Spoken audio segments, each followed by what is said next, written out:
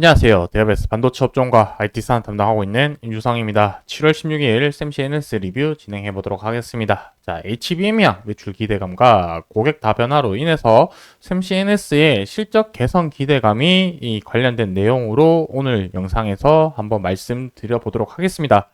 자, 제가 영상에서 두 가지 정보를 말씀드리고요. 그 내용을 바탕으로 해서 앞으로 발생될 수 있는 시나리오를 한번 말씀드려 보도록 하겠습니다. 자, 첫 번째는 HBM향 매출 기대감, 그리고 거기와 관련된 소식 전해드릴 거고요. 그리고 고객 다변화가 어떻게 이루어졌는지 대해서도 간단하게 한번 확인하고 넘어가 보도록 하겠습니다. 자, 반도체 관련해서는 업계 동향과 지금 흐름들을 파악하는 게 중요한데 이 부분 제가 간단하게 포인트들만 짚어서 전달 드리도록 하겠습니다. 자, 먼저 최근에 HBM과 관련된 내용 한번 체크해보고 넘어가 보도록 하겠습니다. 자, 지난달에 나온 뉴스 내용이긴 한데 제가 요때 요 내용은 다루지 못해서, 그리고 앞으로 계속해서 지켜봐야 될 포인트가 있기 때문에 다시 한번 말씀드려 보도록 하겠습니다. 자, 우리가 스템 CNS를 투자를 하기 전에 알아야 될 키워드 두 가지가 있다라고 한다면 저는 이렇게 두 가지 정도 말씀드리고 싶습니다. 자, 첫 번째는 이 STF가 어떤 건지 알아야 되는 부분을 첫 번째로 알아야 될 것 같고요. 그리고 두 번째는 샘시 NS의 주요 매출 전망 제품이 무엇인지 파악하는 게 중요한데, 두 번째는 낸드 쪽이라는 부분을 파악하는 게 중요하다라고 생각이 들고 있습니다. 자, STF라는 거는 프로브 카드에 들어가는 핀 같은 부품이라고 보시면 될 것 같은데, 이 프로브 카드는 웨이퍼 쪽에다가 정기적 신호를 인가를 해가지고 정상적으로 작동하는지 테스트 역할을 해주는 장치라고 보시면 될 것 같습니다. 그 장치 안에 들어가는 요 STF라고 해서 이제 여기 핀들이 프로브 카드 위쪽에 이제 웨이퍼를 올려놓고요. 이제 얘를 정기적 신호를 인가를 하기 위해서 이렇게 접촉을 하게 되는데, 이 접촉을 하면서 충격이 가해질 텐데 이 충격을 중간에서 완충 역할을 해주는 기능이라고 보시면 될 것 같습니다. 그러다 보니 얘도 계속 이제 눌러졌다 펼쳐졌다 눌러졌다 펼쳐졌다 하니 소모품 개념으로 보시면 될 것 같고, 어쨌든 이러한 부분들 테스트하는 부분들도 결국에 뭐 삼성전자나 하이닉스의 가동률에 영향을 받을 수밖에 없다라는 점은 좀 기억을 해 두시면 좋을 것 같습니다. 그리고 디램과 낸드 두 가지가 있는데, 메모리 반도체 같은 경우에는 이 프로브 카드 쪽으로 해서는 디램 쪽이 기술력이 좀 더 어려운 쪽이라고 이렇게 알고 있습니다. 그러다 보니 샘CNS 같은 경우는 그래도 좀 상대적으로 쉬운 낸드 쪽의 매출처가 조금 비중이 높아져 있는데, 우리가 여기서 이제 기억을 해야 될 거는 HBM이라는 제가 오늘 영상에서 말씀드리는 내용은 얘는 결국에 디램 향으로 하는 제품군이라고 볼 수 있겠죠. 그래서 그런 새로운 매출 품목을 또 이제 발생했다라는 점에서 의미가 있고요. 그리고 현재 시장 주도를 하고 있는 게 HBM이기 때문에 이러한 부분들을 좀 눈여겨봐야 되지 않을까라고 생각을 하고 있습니다.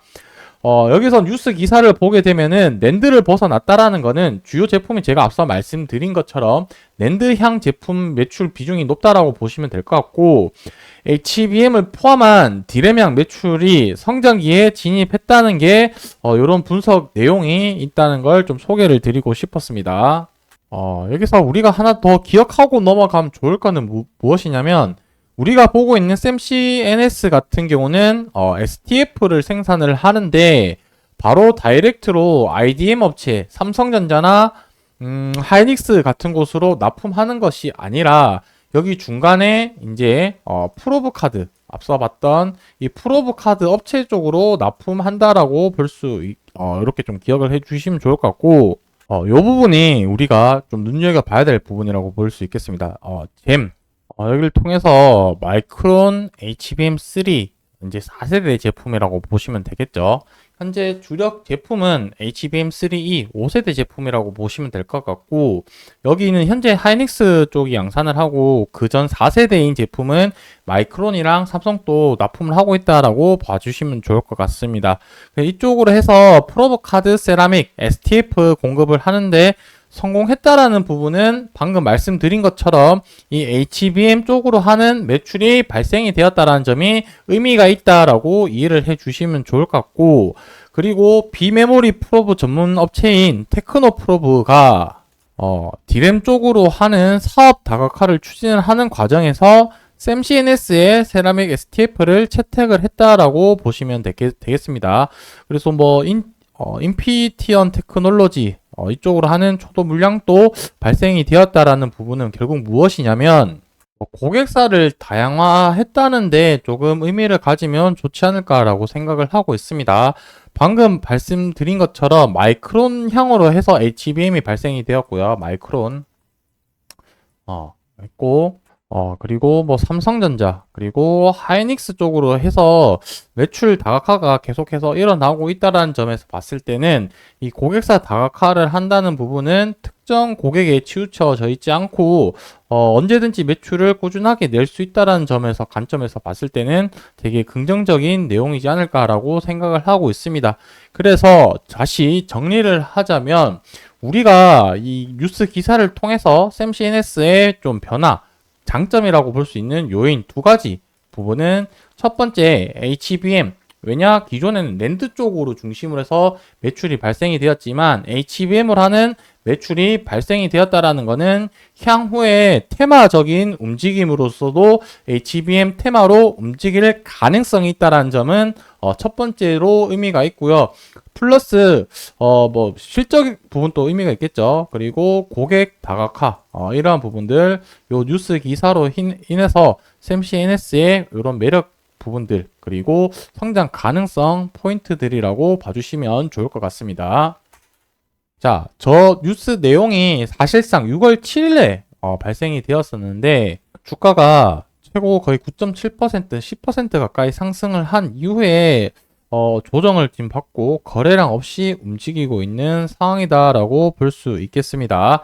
그래서 현재 시점에서는 이 초록색 굵은색 선인 장기 이평선에 241선을 이탈하는 그림이 나와서 조금 뭐 좋은 모습은 아니지만 그래도 이번 주까지는 좀 지켜볼 필요가 있다라고 생각 드는 부분이 무엇이냐면 이렇게 살짝 이탈을 했다가 다시 올라오는 경우도 있기 때문에 그 부분을 조금 지켜봐 주면 좋을 것 같고, 지금 주봉으로 봤을 때 이 초록색 굵은색 선이 주봉 11선인데 지금 주봉 11선과 이격도를 많이 벌어진 상태다라고 봤을 때는 주가는 항상 이격도가 벌어지면 이격도를 줄였다가 벌어졌다가 줄였다가 이런 반복적인 움직임을 보이는 경우가 많기 때문에 다시 한번 주봉 11선을 메꾼다. 그러니까 이격도를 줄인다 관점에서 봤을 때는 241선을 다시 회복할 가능성이 있지 않을까라고 이렇게 좀 생각을 하고 있습니다. 그래서 이번 주까지 움직임이라고 본다면 만약에 241선을 지지 못하고 이탈을 하게 되었을 때는 여기 앞전에 있던 저항 라인으로 구간으로 발생이 되었던 요 구간에서 지지 라인으로 될 가능성이 높고요. 반대로 상승을 하게 되었을 때는 주봉 11선까지 어느 정도 또 강한 저항 라인이 있을 거로 판단이 되니 요 정도 부분까지는 한번 또 생각을 해봐도 좋지 않을까라고 생각을 합니다. 그 일봉으로 기준을 봤을 때는 20일 이동 평균선보다 조금 더 위에 있으니 좀 더 보수적으로 보자면 20일 이동 평균선에 기준으로 저항 기준을 보면 좋지 않을까라고 생각을 합니다. 어쨌든 오늘 제가 드리고 싶은 말씀은 여기까지고 다음번 영상에서 또 추가적인 내용 있으면 또 전달 드리도록 하겠습니다. 오늘 영상 여기서 마무리하도록 하겠습니다. 감사합니다.